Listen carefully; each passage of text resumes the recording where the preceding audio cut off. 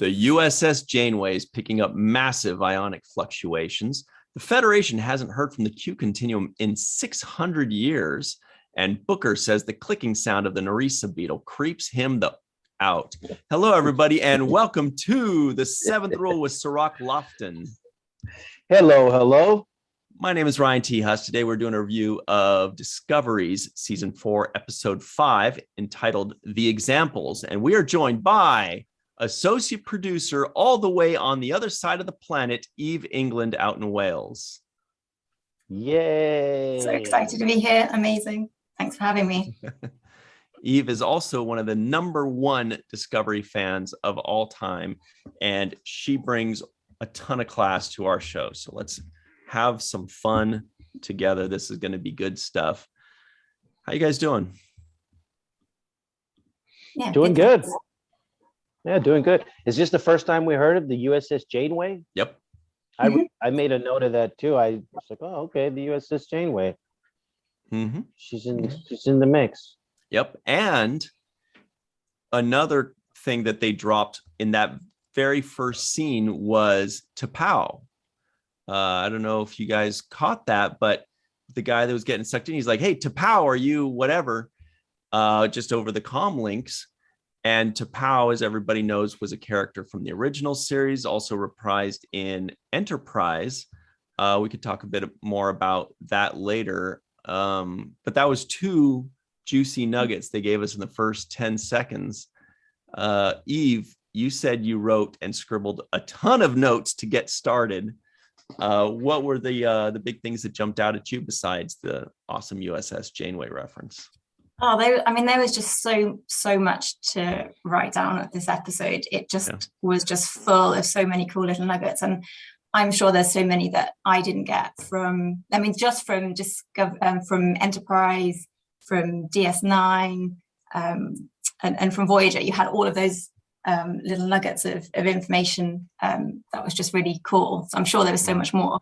What I really liked about this episode overall is that we've come back to the main story arc, and we just had a bit of everything in this. So we still had the story arc, we still had some great action sequences, we still had a really good moving of the story forward, but without sort of missing out on some of the character development scenes that we've sort of been having over the last couple of episodes. And the Culber and Kovic one particularly was just amazing. We can maybe talk about that later, but it wasn't perfect. There were some things that just generally bugged me with some aspects of the story, which I think is a problem with Discovery generally.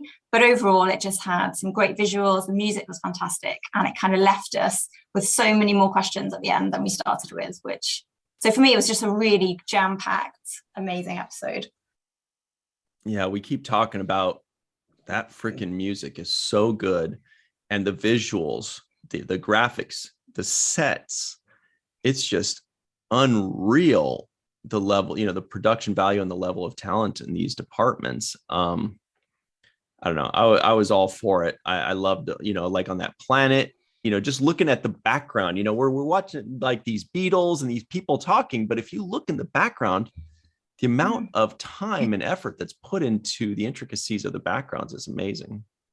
I thought I was getting very much Blade Runner vibes from that building. I don't know if you got, so that's sort of immediately, the prison reminded me of that, where they had that sort of big triangle building. It was all very dark, and then you had the neon. There seemed to be lots of film references. I don't know if there was the obvious Jaws reference, but they also had, I think it might have been a Close Encounters reference as well. So I quite like that they brought the mashed potatoes. Well. Yeah. That's so funny. Oh, that's so funny. Yeah. So I thought that was really clever how they just threw in these extra nuggets for us to enjoy as well. Cirroc, have you seen Close Encounters way back in the day?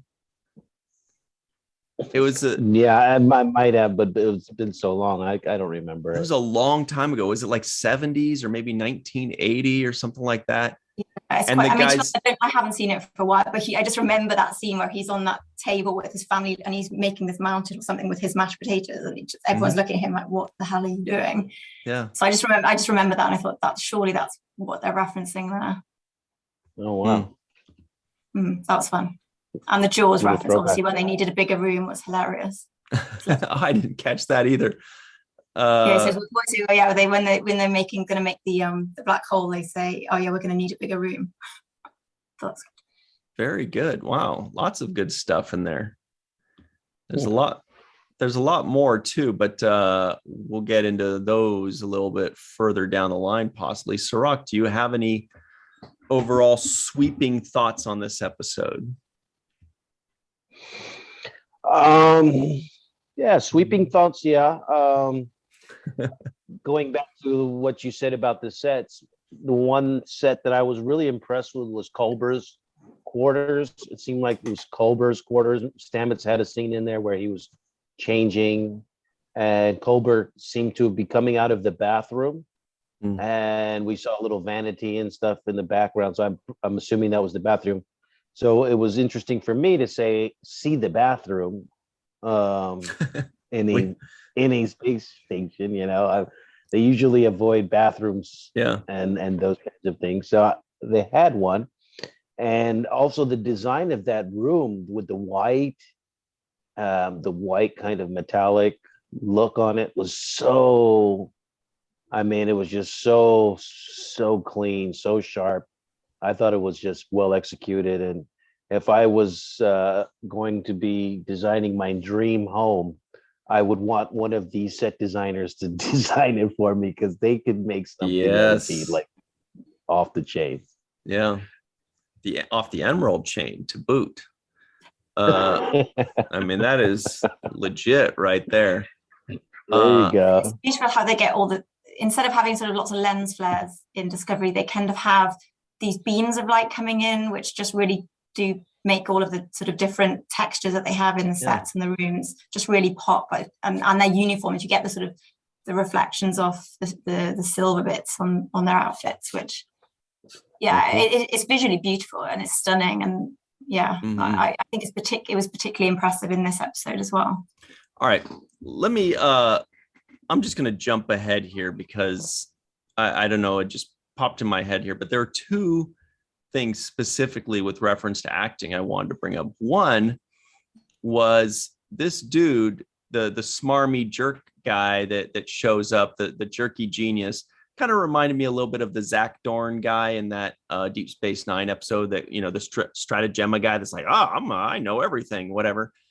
But as soon as he pops in, I'm like, this trope again, the annoying genius. Here we go. Like, I don't know, you know, seen it before, never really does anything for me.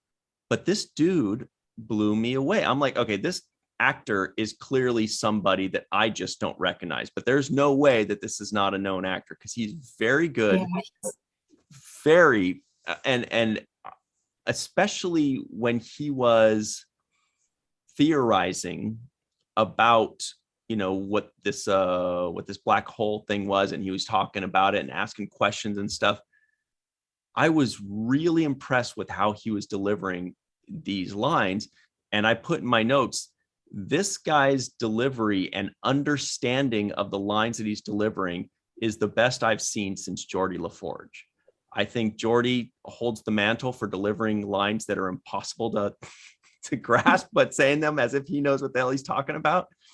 I think this guy killed it. And there are a few lines, Cirroc, as you know, I do this a lot, where I deposit and repeat the way he said lines to learn as an actor, being like, shit, that's better than I would have thought to do it. Like, I wouldn't have even considered putting the emphasis on these words or in this way or whatever.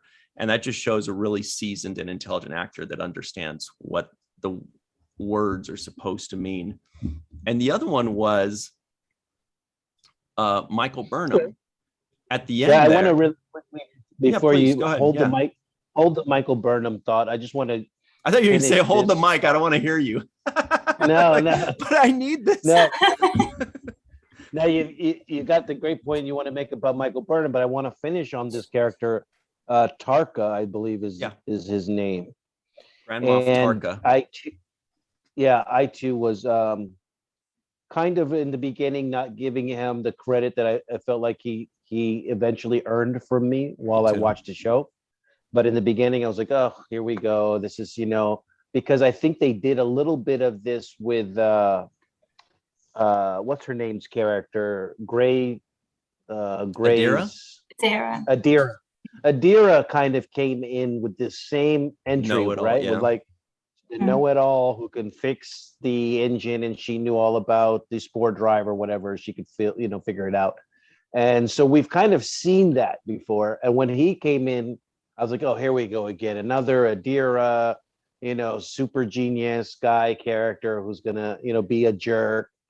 But he plays it so well. I thought he brought the thing that I've kind of been asking for while we've been reviewing this show. I've been looking for somebody who is more not a one-dimensional kind of good person. Yeah. More of like, you can't tell if they're a good person or if they're a jerk or not.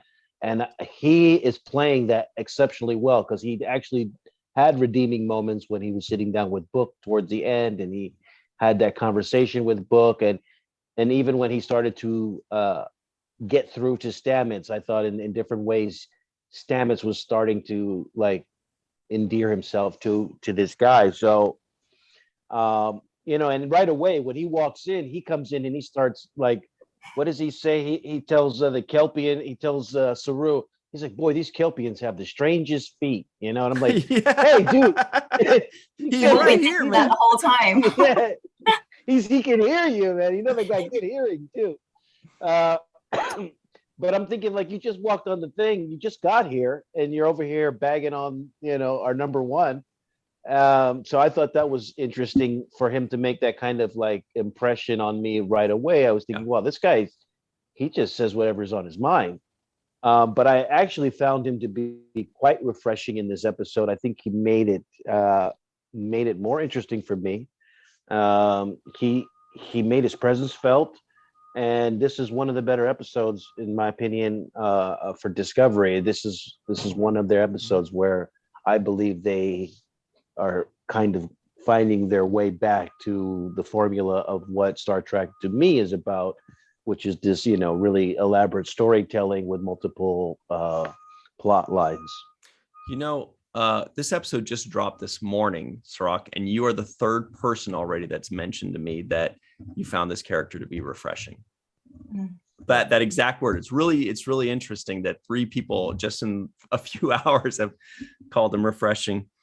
It's more like a Deep Space Nine character, isn't it? I think this whole episode, I just got sort of the sense that this episode and certain parts of this episode really did get us really to where we have already got used to the quality of the storytelling from Deep Space Nine, and you sometimes feel that's missing from, or has been missing from, parts of Discovery. Whereas to me, there was so much crammed into this, so much sort of nuance.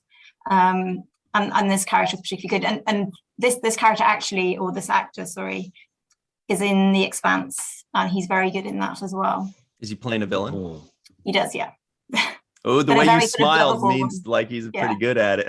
He's really good in it. Yeah. Oh, cool. He did remind me a little bit of the character we saw for I think maybe 2 episodes in season 3, who he came in and he was kind of like a cowboy entering the saloon, and he was kind of playing the tough guy. And then we saw him later.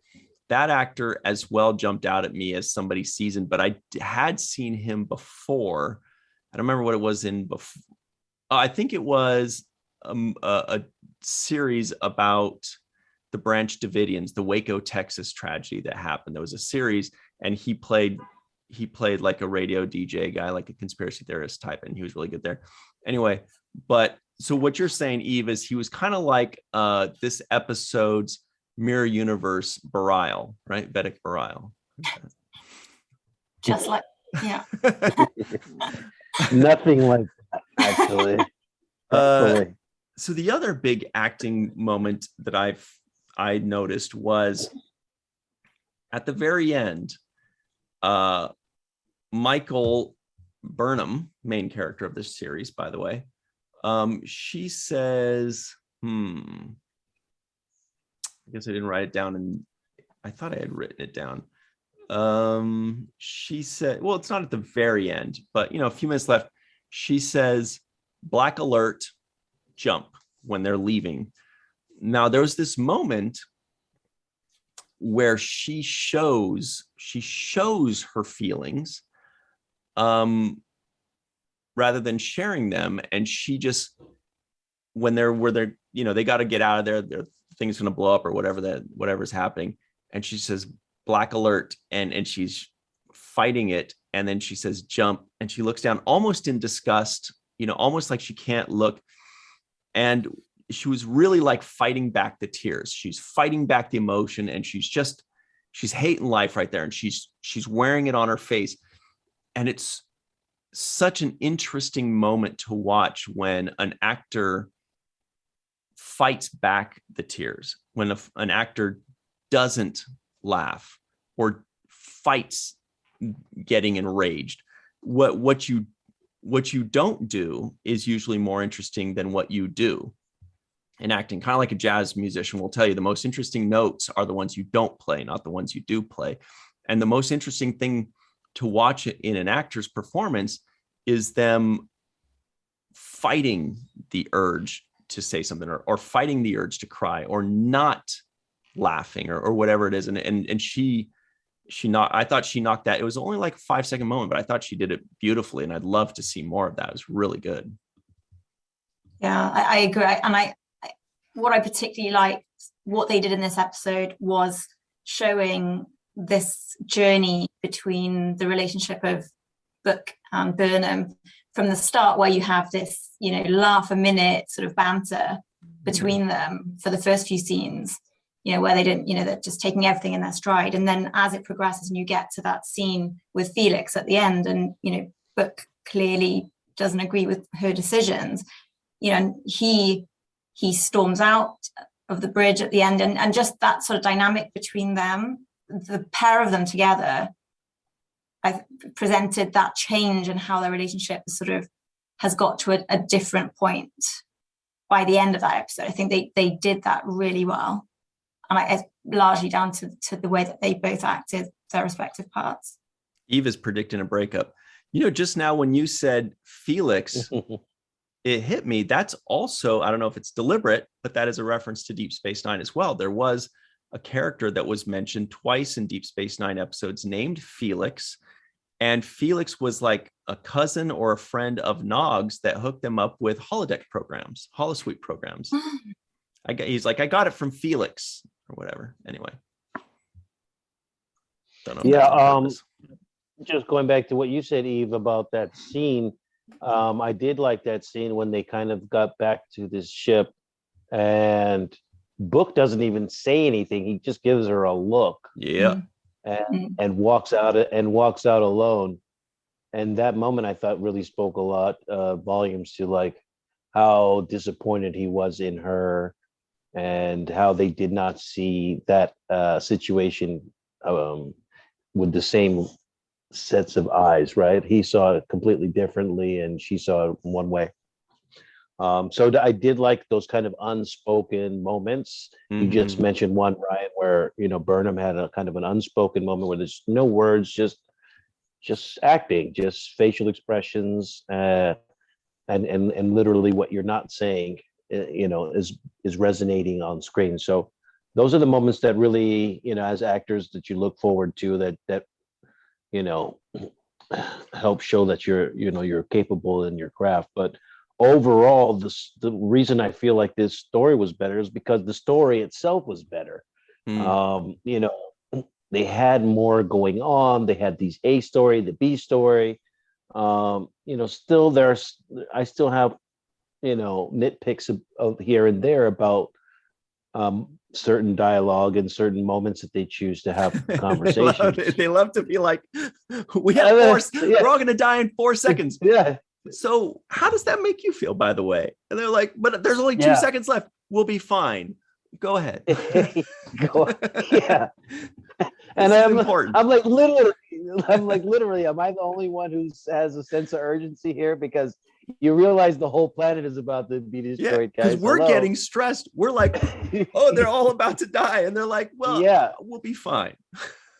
Just let me get this out first. Let me say my piece about this thing that's bothering me for the last 35 years.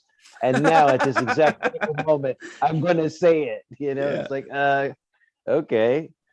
But yeah, but besides that, they lose me a little bit with the DMA and this whole black hole talk, because that's all, science that's like going over my head when I watch it. I don't know, the containment field, it needs more power, less power, more power, more power. And I'm like, guys, just get the power right and let's get, figure this thing out. But and that's why Jake Sisko went into writing and journalism, not into Starfleet. I don't know about you, but what the biggest nitpick I have with Discovery generally is they just can't have a regular bad guy. It has to be an all-consuming, unfathomable powered godlike creature or something that's trying to kill or attack the whole universe. And I was almost a little bit disappointed when we found out that the DMA was man-made or alien-made, whatever. And I was kind of like, well, now we're at this point where, you've got the Discovery crew battling against something ridiculously crazy.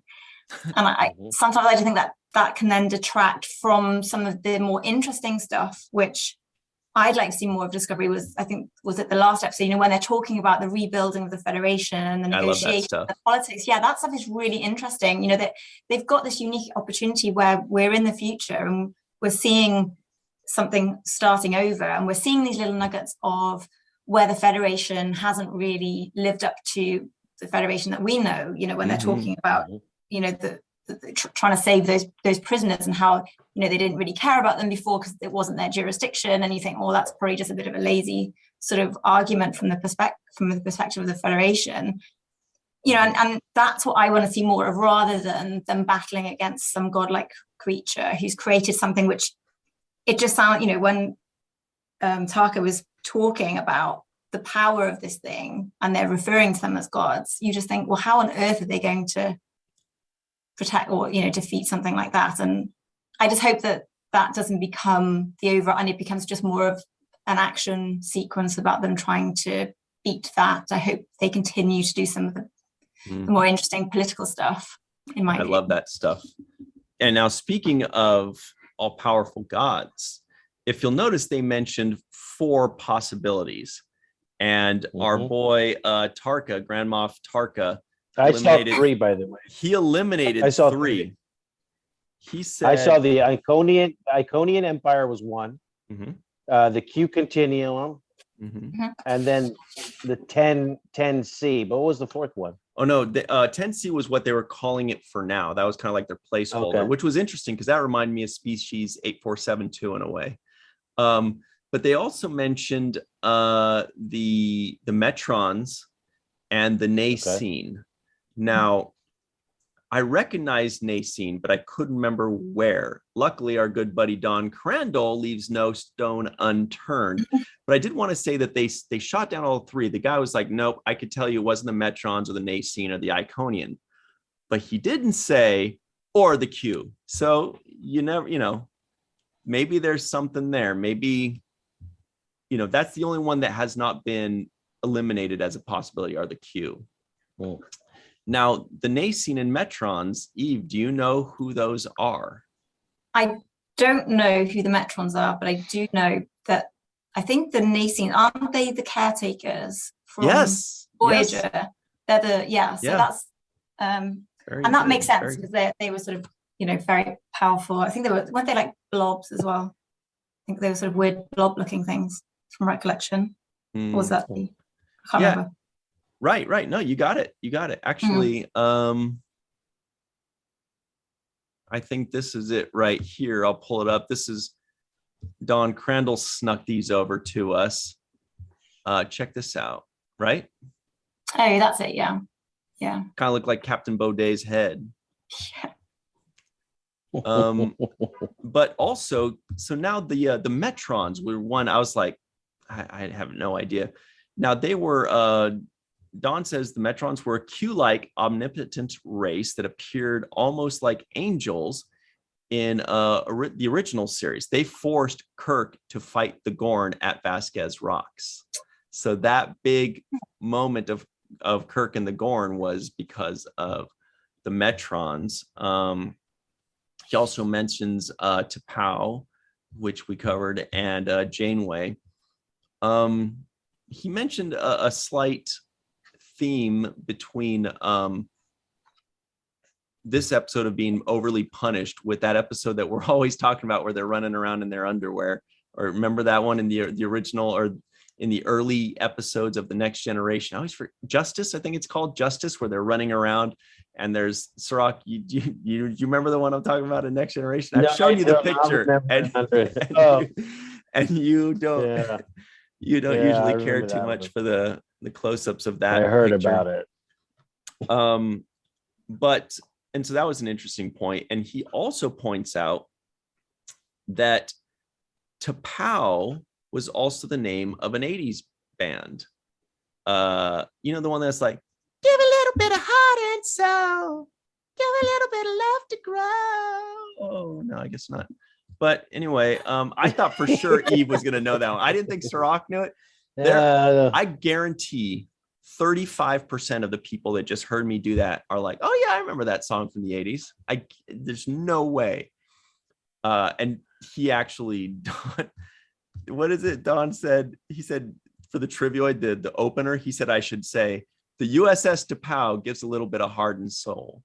But then then I get people looking at me like I'm an idiot. So I'm glad I didn't. I thought you were going to say something else about T'Pau, like his last name was Gasol. Oh, I was going to say his first name was Kung. Okay. T'Pau Gasol, very good. That's all I got. Oh, and the other reference I was going to say is the aliens. The Akali, Akali are the species we met in the Enterprise civilization episode.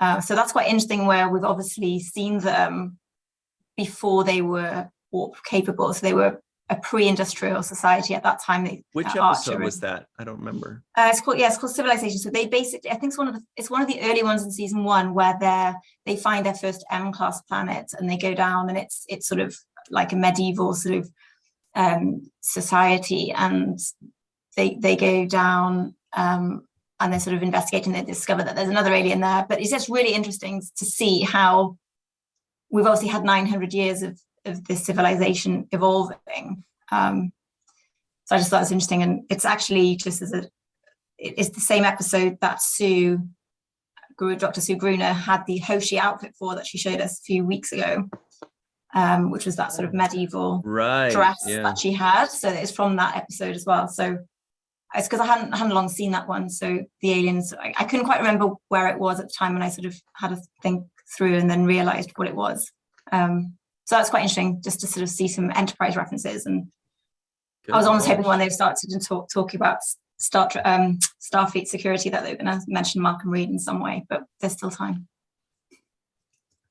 I want to look up the Akali now. But Cirroc, okay, okay, cool, great. Actually, not a great picture, but I'll pull that up. They're pretty similar because they just got the ridges on the sides of their face, and there's a scene where they don't sort of do cosmetic surgery like they normally do, but the doctor ends up just putting prosthetics on, and there's a point where they sort of, you can see them putting it on. So that's interesting. Did you notice these guys? Oh, this guy. Yeah. This guy on the bridge with Nilsson, Lieutenant Nilsson behind him. That guy, it's like a snail, or I don't know what that is. He kind of looks like he's got this part of him, the top half, looks like the nose of a snail to me. But the eyes are up here on a snail. Or like a really messed up hippopotamus. Yeah, it looks like something. I don't even know. I saw it though in the background. I was okay. That must be one of those masks that probably requires less It's just more of a mask Right. that you put on.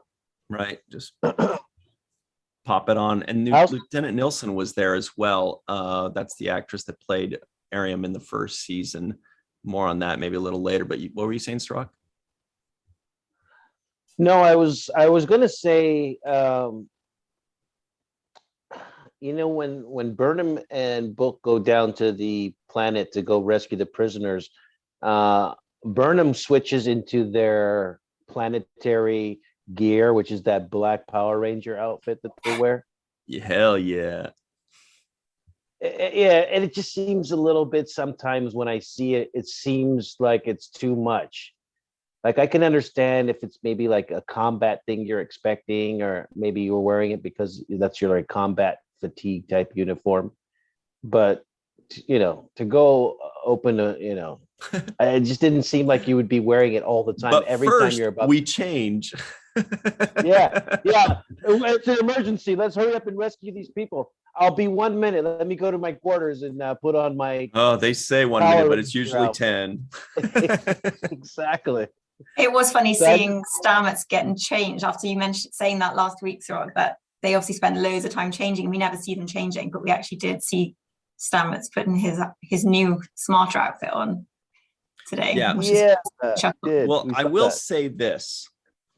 How do we know when they get transported down, they just don't get clothes changed through the transporter? Because they've done that before, where they just say, computer, give me clothes for mid-19th century Earth. And they go, so maybe, with the technology, how it is, maybe, for a quarter second as they're transporting, they're butt naked, it just takes their clothes off, and they look at each other like, oh my God. And they put some in the black clothes, and then, I do like those black uniforms though. They're so cool. No, they're cool. And then Book has his own style, which really reminds me of Lando Calrissian. Yeah. Mr. Billy D. Williams from Star Wars. He's literally a carbon copy of Billy D. Williams' character, in my opinion. That's funny.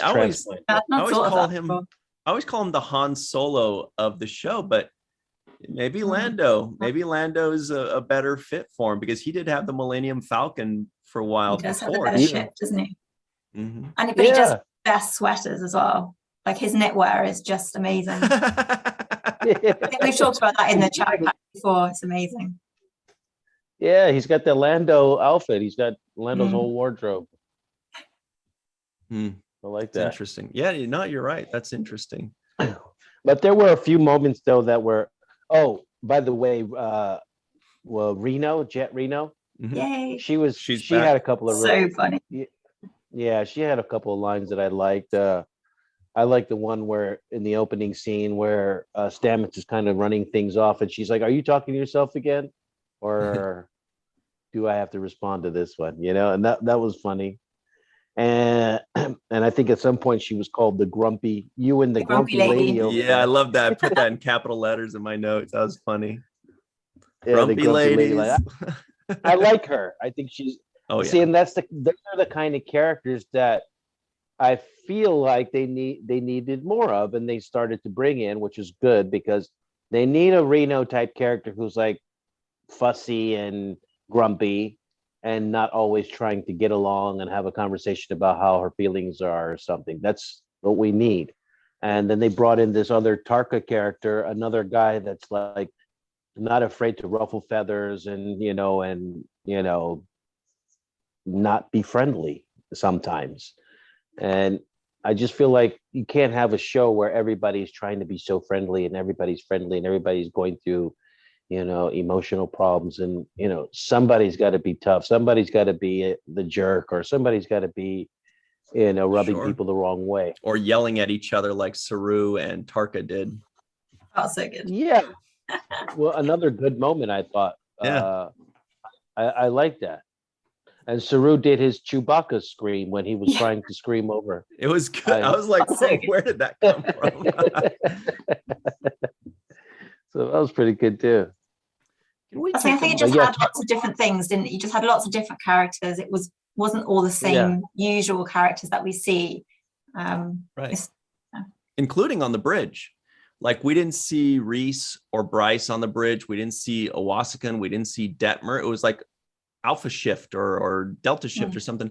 I thought that was actually an interesting way to go about things, because why wouldn't there be a different shift, today? And then also, we all know that with COVID, happening while they're shooting this, they're probably just like, okay, these are the people we're going to be using this week. And that's it. That's just how it goes.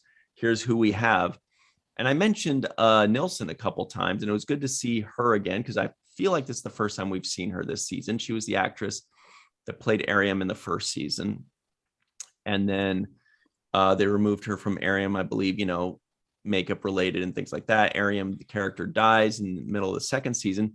But luckily, they like the actress. They keep the actress. And so now we've got a new character named Lieutenant Nilsson, which, of course, threw me into like 30 minutes of, I wanted to hear that song by Harry Nilsson, Without You. So I paused Discovery. I started listening to that. Then I started listening to some Badfinger, and I started listening to just all this other great stuff. But I eventually went back to Discovery. But I just want to give a shout out to Lieutenant Nilsson, because it's good to see her again. And it was good to remind me of some really good songs that I like. But can we talk about, why are you laughing? You don't like these Without You by Harry Nilsson? It's just a bit random. Anyway, 70s are the best music. So that Felix character, I actually, you guys mentioned a couple of things where it might have been a little imperfect, one way or the other, but I really liked the way the actor portrayed it, did the lines. It was not an obvious direction as to where they were going to go. I thought it was a good twist that he wanted to stay. And, maybe it was a little heavy-handed. I think that was kind of mentioned how, they talk about it a little longer than maybe they should. But to me, I actually found that to be possibly the most powerful and the best moment so far in this season. I was like, wow, it was something I wasn't expecting. I liked it. I liked the actor. I haven't seen him in anything before. I thought he was great. He looked Native American to me. I don't know if that's what he was, but he had a really interesting look and an interesting delivery. And I just very much liked the character and the storyline there.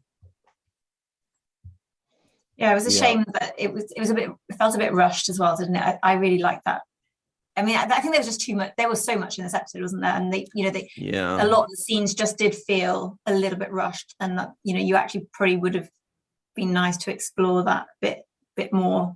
But I think what they did was great, and like you said, I think the way that he delivered that was quite emotional, and it certainly made it much more believable why it then had that impact, or his situation is caused now this rift between Michael and Book. So I think you needed that level of emotional sort of delivery to make that aspect of their their argument and their disagreement to work and be realistic. Yeah, I mean, I had slight problems with it. I got over it after a while, but I did have some slight problems with prisoners arguing about getting broken out of jail. Like, yeah, me too. Like, I couldn't get around that. I'm like, to get their lives saved. Yeah, and what world does that, like, when somebody, you're sitting in a prison cell, somebody's like, I'm here to break you out, and you're like, no, well, and you're like, tell me more. I mean, explain to me why. I mean, you don't need an explanation. You don't need anything. You're just like, you're happy to get the hell out of there. So yeah, good. I don't want to die. Yeah. So them arguing like against themselves being broken out or saved was kind of a little bit hard for me to swallow in the beginning.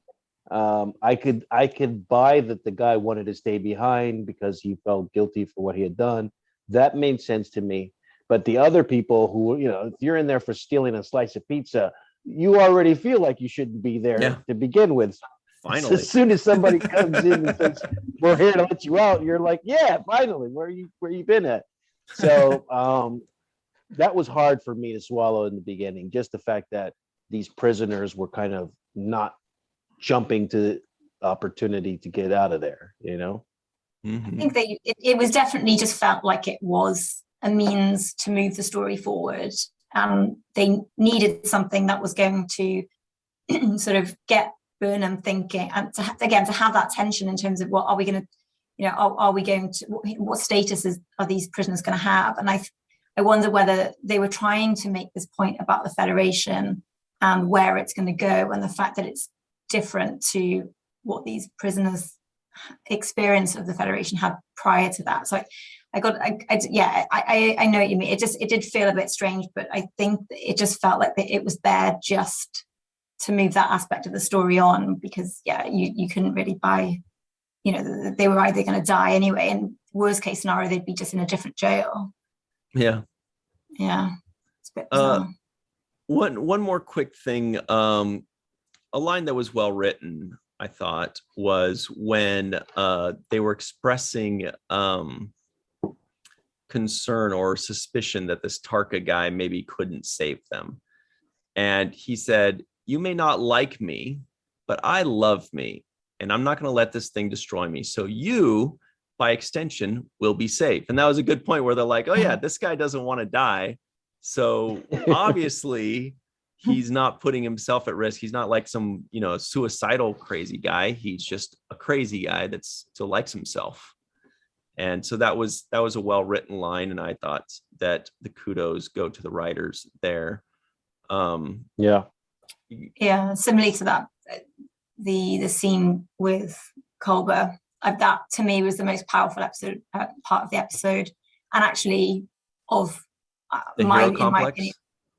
Yeah, I mean, and like the way that was delivered and the writing, like I said, that to me was just screaming what we're used to in Deep Space Nine. And it was, you know, every single word was important. You know, the way that he emphasized, you died, it was just, I just found that incredibly emotional. And Culber's face and emotions when he was listening to this summation of his trauma, basically, in it, you know, using brutal honesty, was just amazing. And I think it had the extra resonance and poignancy now when there are analogies with what we're all going through now with a pandemic. And he's saying, you know, I'm trying to reassure people that it's not going to last, but, you know, now there's just more coming out the more we find out about this thing. And that's what we're all, you know, we think is going to last 6 months, it's going to last 18 months, you know, how long?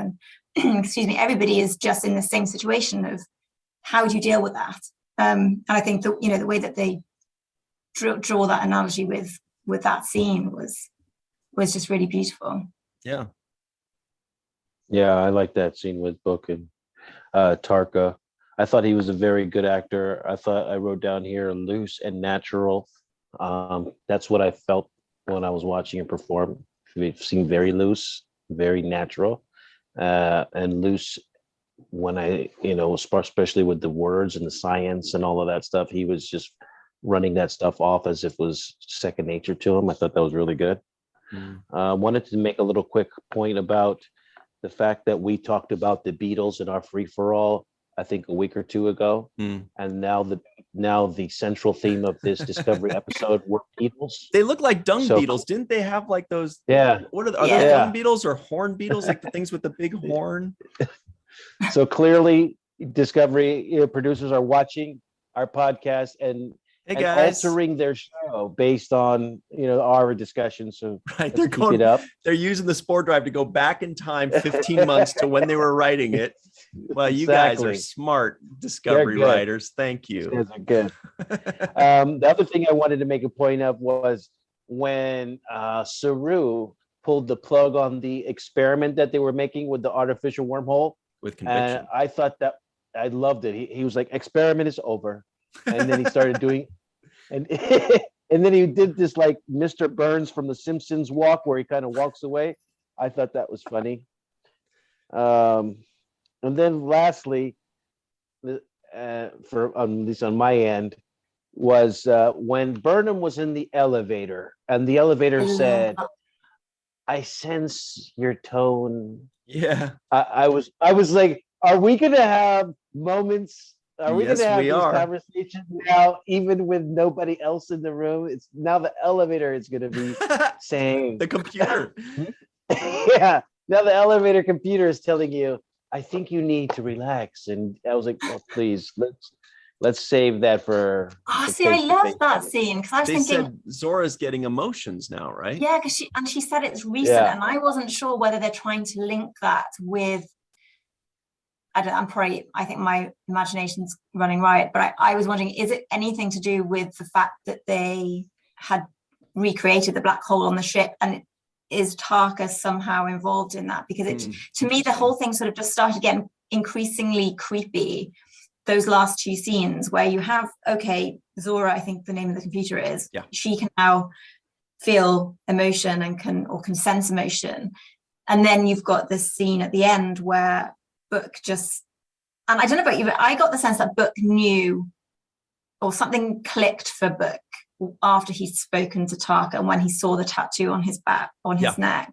Absolutely. And I just don't know if they're all connected, or whether the elevator scene was kind of setting up this, looking back more at the computer and the sphere and all of that kind of stuff, or whether they're all going to come together, because I think that would be quite interesting. Book clearly recognized something on the back. Either he recognized it or he just thought, that's interesting, let me find out more about what that is. But whatever it is, he saw it, he noticed it, and it was to be determined later. Yeah, that's a good point. Because he saw right through him, didn't he? I mean, he just knew. It didn't take him very long to suss out that there was more to Tarka. He was a dick to Tarka too. There were 2 points at the end there where he just meets this guy, and the guy's like, "Hey, how's it going?" And Book's like, "Fuck you, I'm not gonna shake your hand." I'm like, why? What did he do? Why are you so mean to this guy that's offering you brandy? Real, like, this guy's nice. He still drinks it. He still took it and drank it. Or was he just like, hey, whoa, bro, pandemic, man. I'll wave. I'll just do this. And I love that scene. It was just, did you notice, talking about the music again, did you notice that really unsettling siren noise that they had, which kind of gradually got sort of more elevated if you rewatch that scene, there's a sort of high-pitched siren kind of sound. I couldn't quite make out what it was, but it's as sort of Book seems to realize that there's more to all of this, it kind of escalates, and it just kind of finishes on this high point. And I just found the whole thing really creepy, those last two scenes. And I just thought that was so well done. I just loved that. Interesting. And you think that may have been because of the experiment that they ran on the station, that it may have caused some kind of... Well, I don't know. It's just the way because they mentioned recently. I would just be really interested to see how recent it is that Zora can now sense emotions, and whether it was from this episode or whether it's something that happened prior, and whether she can, or she is linked or some, because we've always been a bit suspicious of the computer, haven't we? Well, I always have anyway. So the AI. Yeah, you can never trust those guys. No. But what you were saying earlier is how, now you guys were saying that we could have conversations by ourselves now, like where there's just somebody there and or just one person and they're talking with the computer. But what I'm thinking is, how funny would it be if, like, Michael is talking to somebody and she's like, you got to do this, and Zora goes, Michael, tone. She's like, okay, you're being a little aggro, Michael. I sense some, and she's just like, Zora, is there an off switch to you? your commentary. Yeah, we don't need you to monitor my tone anymore. I sense you're getting a little miffed right now, Michael. Zora. Who knows? Yeah, I was like, oh, this is interesting. Only because Zora was doing what I don't like in this show, which is when they have these kind of slow heart-to-heart moments about feelings and emotions, and I'm like, oh, and gosh, now we're gonna have it with the computer. We're gonna have a lot more of that. Yeah. Well, Zora, that's the thing, is she just wants to explore her feelings. They're gonna call her Zora the Explorer, right? Oh, and that's gosh. Well, I guess we should have ended this just 30 seconds too long, guys. Sorry about that. Whoops-a-daisy. All right. I think that's about it. Any final thoughts? Sorry. I do have a final thought. I did like the idea of that family tree that was handed to her at the end, and she was like, my place is supposed to be on the tree. I just like the idea of the hologram family tree, whatever concept that they came up for that. I thought it was cool, and look forward in your stores in 2022 because I'm sure it's coming out eventually. Yeah. All right. That's all I got. That's cool. And Eve, if you got one of those, it'd just be a long line of Welsh people, right? Or some in like, I don't know, just asking. Yeah, it could be quite a big tree. Yeah. Is it all Welsh people, or do you have some Irish? I don't know. Well, I do have a bit of a mix actually. One of my granddads was English, and one of my other granddad then was half Irish. So I've got a bit of a mix. Okay. You would think that the tree would be a little bit bigger, though, because I mean, yes, thousands of years. I thought that too.